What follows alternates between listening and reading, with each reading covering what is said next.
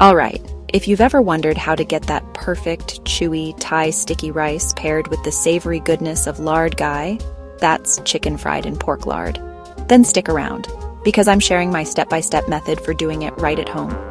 First up, the sticky rice. I use Thai glutinous rice, which is different from regular rice. It's that signature sticky texture you want. I measure out about 2 cups for a small group. Give it a good rinse in cold water, swirling it around with your hand until the water runs mostly clear. This takes out extra starch so your rice doesn't get gummy. Then, soak your rice.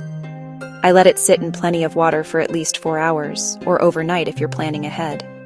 This is the key for that soft, sticky finish. When you're ready to cook, drain the rice and set up a steamer. A bamboo basket is traditional, but anything that keeps the rice above simmering water works. Layer the rice in a thin, even layer. Don't pack it down too much. Cover it with a lid or clean cloth and steam over boiling water for 20 to 25 minutes.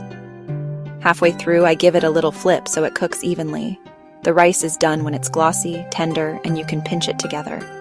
Set it aside. Keep it covered so it stays soft. Now for the lard gai. This is the fun part. I start with about half a cup of pork fat cut into small cubes. In a wok or deep pan, I cook the fat on medium heat until it melts and the bits turn golden and crispy. That's your lard and your crackling. Don't throw those away. Scoop out the cracklings and use the hot lard to fry bite-sized pieces of chicken thigh. Season with salt and a splash of soy sauce. Cook until the chicken's golden and juicy, then toss the cracklings back in for that extra crunch. To serve, I pile the sticky rice onto a plate, top it with the lard gai, and throw on some fresh cucumber or chili for a kick. It's simple, honest Thai comfort food. Sticky, salty, a little bit crispy, and totally addictive. Give this recipe a try, and let me know how it goes. If you love Thai food as much as I do, this one's a must. Thanks for watching.